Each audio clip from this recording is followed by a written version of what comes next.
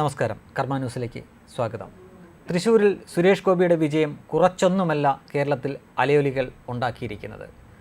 മാധ്യമങ്ങളിലെല്ലാം സുരേഷ് ഗോപി നിറഞ്ഞു നിൽക്കുകയാണോ? അത് വെറുമൊരു വിജയമല്ല, അതുതന്നെയാണ് കാരണം. വമ്പൻ വിജയമാണ് നേടിയത്. അദ്ദേഹം 75,000 വോട്ടിൻ്റെ ഭൂരിപക്ഷം നേടി എന്നത് മാത്രമല്ല അതിൻ്റെ പ്രത്യേകത.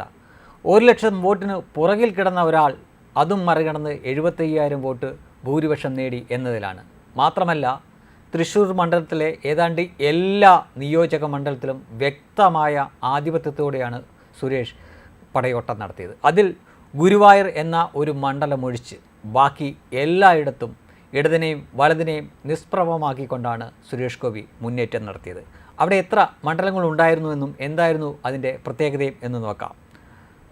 2019 ഗുരുവായൂർ മണ്ഡലമടക്കമുള്ള എല്ലാ മണ്ഡലങ്ങളിലും UDFനായിരുന്നു മുന്നേറ്റവും മേൽക്കൈയും. ഗുരുവായൂരും മണലൂരും ഒല്ലൂരും തൃശ്ശൂരും നാട്ടികയും ഇരിങ്ങാലക്കുടയും പുതുക്കാടും എല്ലായിടത്തും TN പ്രതാപനായിരുന്നു മുന്നേറ്റം. എന്നാൽ 2024 വരുമ്പോൾ ഗുരുവായൂരിൽ അവിടെ UDF തന്നെ മേൽക്കൈ നേടുന്നു. അതിൻ്റെ കാരണം ഞാൻ ഒടുവിൽ പറയാം. ഇനി മണലൂർ നോക്കുക, അറിയാം, തീർച്ചയായിട്ടും നമുക്കൊക്കെ അറിയാം, അത് ഇടത് കോട്ടയാണ്. ആ ഇടത് കോട്ടയിൽ വ്യക്തമായ ഭൂരിപക്ഷത്തോടു കൂടിയാണ് അവിടെ സുരേഷ് ഗോപി മുന്നിട്ടത്. അതുപോലെ ഒല്ലൂർ, തൃശ്ശൂർ എന്ന് പറഞ്ഞ സ്ഥലം സുരേഷ് ഗോപി അവിടെ നിയമസഭയിൽ മത്സരിച്ച് തോറ്റ സ്ഥലമാണ്. ആ ഒരു എന്താ പറയുക, മധുര പ്രതികാരം എന്ന് പറയത്തക്ക രീതിയിൽ അവിടെ വലിയ ഭൂരിപക്ഷത്തിലാണ് സുരേഷ് ഗോപി ഇത്തവണ അവിടെ മുന്നേറ്റം നടത്തിയത്. അതേപോലെ തന്നെ നാട്ടികയും ഇരിങ്ങാലക്കുടയും പുതുക്കാടുമൊക്കെ നോക്കുക. ഇരിങ്ങാലക്കുടയുടെ പ്രത്യേകത നമുക്കറിയാവുന്നതാണ്. തീർച്ചയായിട്ടും ക്രിസ്ത്യാനികൾക്ക് വളരെ സ്വാധീനമുള്ള ഒരു മണ്ഡലമാണ്. അവിടെയും സുരേഷ് ഗോപിക്കാണ് മേൽക്കൈ. മാത്രമല്ല, വിവാദമായിട്ടുള്ള കരുവന്നൂർ ബാങ്കിൻ്റെ പ്രശ്നമൊക്കെ ഏറ്റവും കൂടുതൽ ബാധിച്ച ഒരു സ്ഥലമാണ്. ഒട്ടുമിക്ക കുടുംബങ്ങളിലെയും 2 പേർക്കെങ്കിലും അവിടെ നിക്ഷേപമുണ്ടായിട്ട് അത് തിരിച്ചെടുക്കാൻ പറ്റാതെ പോയ അങ്ങനെ അനുഭവമുള്ള സ്ഥലമാണ് ഇരിങ്ങാലക്കുട പോലുള്ള സ്ഥലങ്ങളിൽ.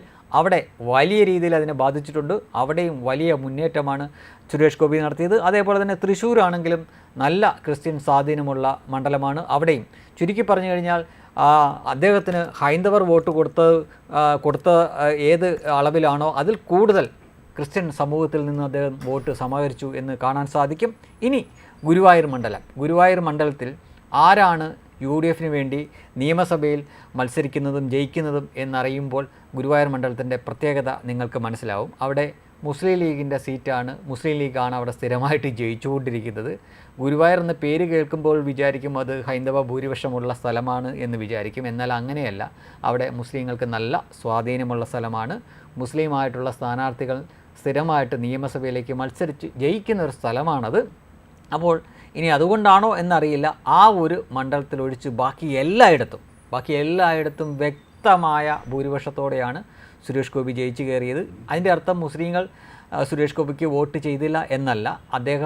അദ്ദേഹത്തിൻ്റെ വിജയത്തിൽ ആഹ്ലാദിക്കുന്ന നിരവധി മുസ്ലിങ്ങളെ നമുക്ക് സോഷ്യൽ മീഡിയയിലും മറ്റുമൊക്കെ കാണാം. ഞാൻ SGക്ക് വോട്ട് ചെയ്തിട്ടുണ്ട് എന്ന് തുറന്നു പറയുന്ന മുസ്ലിങ്ങളെ നമുക്ക് സോഷ്യൽ മീഡിയയിലും എല്ലാം കാണാം. അതിനാൽ തന്നെ അവർ വോട്ട് ചെയ്തിട്ടില്ല എന്ന് പറയുന്നതിൽ കാര്യമില്ല. ഒരുപക്ഷെ രാഷ്ട്രീയമായിട്ടുള്ള ഒരു പോരാട്ടം നടന്നത് ഗുരുവായൂരിലായിരിക്കാം. രാഷ്ട്രീയം മാത്രം നോക്കി വോട്ട് ചെയ്തതുകൊണ്ടാവാം അവിടെ UDFനായിരുന്നു മുൻതൂക്കം. ബാക്കി എല്ലായിടത്തും രാഷ്ട്രീയം മാത്രമല്ല, സുരേഷ് ഗോപി എന്ന വ്യക്തിയുടെ മികവും അതിനപ്പുറം പ്രവർത്തന മികവ് അതിന് തീർച്ചയായിട്ടും കയ്യടി കൊടുക്കണം. കാരണം തോറ്റിട്ടും അവിടെ നിന്ന് പ്രവർത്തിച്ചു എന്നത് അത് ജയിച്ച MLAയോ ജയിച്ച MPയോ പോലും ചെയ്യാത്ത കാര്യമാണ്. അത് തൃശ്ശൂർകാർ വൈകിയെങ്കിലും മനസ്സിലായി. അദ്ദേഹത്തിൻ്റെ വ്യക്തി മികവ് കൊണ്ട് മാത്രമാണ് ജയിച്ചതെങ്കിൽ അദ്ദേഹം ഇതിനു മുമ്പും 2021 ജയിക്കേണ്ടായിരുന്നു, 2019 ജയിക്കേണ്ടായിരുന്നു. അപ്പോൾ അത് മാത്രമല്ല കാര്യം, പാർട്ടിയുടെ സംഘടനാപരമായിട്ടുള്ള പ്രവർത്തനങ്ങളുണ്ട്. അതിലുപരി ചിട്ടയായിട്ട് ആ മണ്ഡലം കേന്ദ്രീകരിച്ച് സുരേഷ് ഗോപിയും അദ്ദേഹത്തിൻ്റെ പാർട്ടിയും ഒപ്പം നിന്നു. അതൊരു സുപ്രഭാതത്തിൽ തുടങ്ങിയ ഒരു പ്രക്രിയയല്ല. ഈ തെരഞ്ഞെടുപ്പ് തന്നെ മുന്നിൽ കണ്ടുകൊണ്ട് തന്നെ ഏതാണ്ട് 5 വർഷം മുമ്പ് തന്നെ അവിടെ അത് കേന്ദ്രീകരിച്ച് പ്രവർത്തിച്ചിരുന്നു. ഏറ്റവും ഒടുവിലായിട്ട് 2 വർഷത്തോളം അവിടെ സ്ഥിരതാമസമായിട്ട് സുരേഷ് ഗോപി അവിടേക്ക് വീട് വരെ, അഡ്രസ്സ് വരെ, വോട്ട് വരെ മാറ്റിയെന്നാണ് പറയുന്നത്. അപ്പോൾ അത് തന്നെ ലക്ഷ്യമാക്കി അദ്ദേഹം ചെയ്തിരുന്നു. കഷ്ടപ്പെട്ടു. നന്നായിട്ട് കഷ്ടപ്പെട്ടു, അതിൻ്റെ ഫലം കിട്ടി. ഇനി നന്നായിട്ട് കഷ്ടപ്പെട്ടത് സുരേഷ് ഗോപി മാത്രമാണോ എന്ന് ചോദിച്ചു കഴിഞ്ഞാൽ കേരളത്തിൽ അധികം മാധ്യമങ്ങളൊന്നും പ്രകീർത്തിക്കാത്ത ഒരു BJP-കാരൻ കൂടിയുണ്ട്, നന്നായിട്ട് കഷ്ടപ്പെട്ടതാണ്. വി മുരളീധരൻ. അദ്ദേഹം എനിക്ക് തോന്നുന്നു സോഷ്യൽ മീഡിയ ഏറ്റവും കുറച്ച് ഉപയോഗിച്ച ഒരാളാണ്. മാത്രമല്ല സോഷ്യൽ മീഡിയയിലെ സംഖ്യകൾ ഏറ്റവും കുറച്ച് സംസാരിക്കുകയും പിന്തുണ കൊടുക്കുകയും ചെയ്തൊരു വ്യക്തി കൂടിയാണ് ആറ്റിങ്ങലിലെ വി മുരളീധരൻ. അദ്ദേഹവും വളരെ നന്നായിട്ട് ഹാർഡ് വർക്ക് ചെയ്തു. ഏതാണ്ട് 1.5 വർഷത്തോളം ആ മണ്ഡലം കേന്ദ്രീകരിച്ചു, പല കാര്യങ്ങളും ചെയ്തു. അതിൻ്റെ ബലം റിസൾട്ടിൽ കാണാനുണ്ടായിരുന്നു. ഏറ്റവും ടൈറ്റ് മത്സരം നടന്ന ഒരു മണ്ഡലം കൂടിയാണ് ആറ്റിങ്ങൽ. അതിൽ ശരിക്കും വളരെ ചെറിയ മാർജിനിലാണ് അദ്ദേഹം തോറ്റത്. ഇടതിൻ്റെയും വലതിൻ്റെയും പല കോട്ടകളും അദ്ദേഹം കീഴടക്കിയിരുന്നു. പക്ഷേ അവസാന നിമിഷമാണ് അദ്ദേഹം തോറ്റുപോയത്. ശരിക്കും പറഞ്ഞു കഴിഞ്ഞാൽ യഥാർത്ഥത്തിൽ ഒരു ത്രികോണ മത്സരം നടന്ന സ്ഥലം തന്നെയായിരുന്നു. അതായത് 3 സ്ഥാനാർത്ഥികളും ഒപ്പത്തിനൊപ്പം വന്ന് ഏതാണ്ട് അവസാനം ഫോട്ടോ ഫിനിഷ് കൊണ്ട് മാത്രം അടൂർ പ്രകാശ് ജയിച്ച ഒരു സ്ഥലമാണ് ആറ്റിങ്ങൽ. അതിനാൽ തീർച്ചയായിട്ടും സുരേഷ് ഗോപിയെ പറയുമ്പോൾ അതേപോലെ തന്നെ പ്രവർത്തിച്ച് അത് വിജയത്തിലെത്താൻ സാധിച്ചില്ല എങ്കിലും പ്രവർത്തന മികവുണ്ട്. തീർച്ചയായിട്ടും പ്രവർത്തിച്ച് കാണിച്ചാൽ മലയാളികൾ വോട്ട് കൊടുക്കും, ജയിപ്പിക്കും, ജയത്തിനടുത്തെത്തിക്കും എന്നതിന് പ്രത്യക്ഷമായിട്ടുള്ള തെളിവാണ് സുരേഷ് ഗോപിയും വി മുരളീധരനും. വെബ് ഡെസ്ക് കർമ്മ ന്യൂസ്.